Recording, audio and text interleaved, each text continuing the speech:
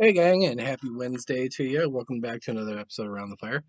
Today I wanted to talk to you about a different AK trigger option we got in store here. I was kind of interested in trying out.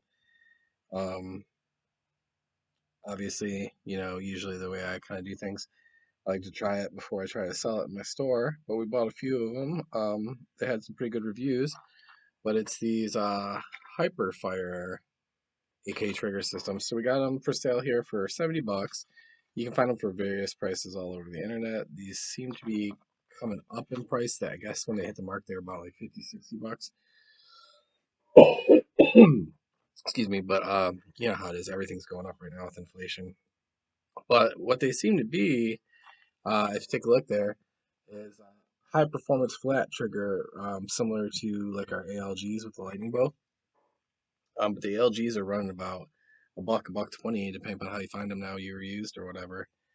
And yeah, they're getting pretty scarce too. Sometimes they're kind of hard to find. So yeah, I'm gonna go and we're gonna toss this into the Polish 556 build we've been playing with this week, and see how that goes. See if there's anything weird about it. It seems pretty straightforward, you know. I don't think I'm gonna use that weird little trigger boot that's on there. It just doesn't appeal to me at all. So I think I'm just gonna go with that flat trigger. That'll be nice. But some people had complained, said that the base back there doesn't interact really well with, doesn't play nice with a lot of safeties, and that people were having firearms that would still go off even with, the safety reinstalled. If you're familiar with the ALG triggers, you got to put the pin in and knock the pin down in there and then file that to your height sometimes. Sometimes it's, you don't need it, sometimes you do. No big deal. We'll figure it out, and we'll give you a report from there. But yeah, it's the XAK Mark II AK trigger. Wow, that's redundant. Like hyper fire. All right, let's get it done. God damn it! All right, dudes. So we got it all installed. Wasn't bad. Really super reminiscent of the ALG trigger. But I will say we've got a problem. So safety off. Rack the gun. Empty firearm, obviously. And if you notice, safety's on. Whoopsie daisy. Not supposed to do that. So this is a common problem people have been saying they had. So Hyperfire came out with like their own safety to correct the problem. I think that's fucking stupid. Just put the little spot in there for the roll pin like ALG does, or build up the one side of the base on the trigger. Just reshape it a little. It's going to be easily enough fixed for me. I'm probably just going to put a little spot weld on it to build up a little nub there and make it work just fine.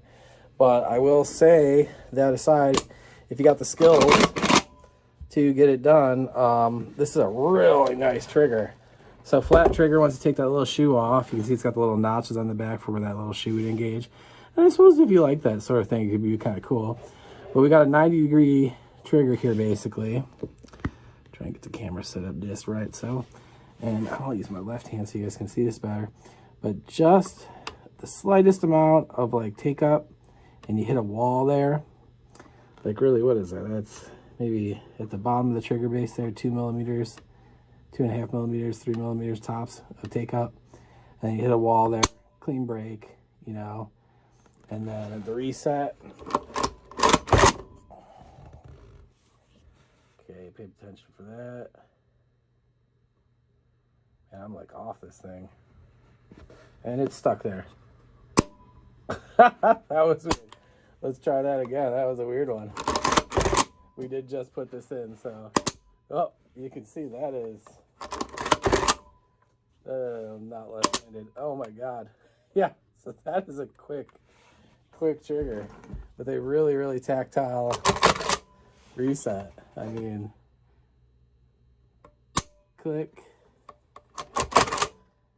And yeah, right there. Yep, and you're back on it. That's a nice wall. Definitely easier to control with my right hand. So I'd say for the money, those could be pretty cool. Hopefully they're going to work out long term. I know it's kind of like a newer product. Obviously, some little bugs need to be worked out with it. But I think it looks pretty darn good. And that Polish trigger, the hammer on it, I threw it in the garbage, otherwise I'd show you. The hammer face was just getting all marred up. It was too soft.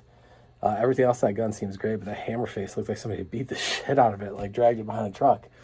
So yeah, I'm gonna give that a whirl, and we'll report back on it more in the near future after we get some, bullets downrange with it and get it fixed up. But yeah, be aware of that. Not a totally safe product. Not something I'd recommend for beginners. Not something I'd recommend for anybody that doesn't have the ability to do a little gunsmithing and get everything working right and safe, because you gotta be safe. All right, guys. Talk to you soon.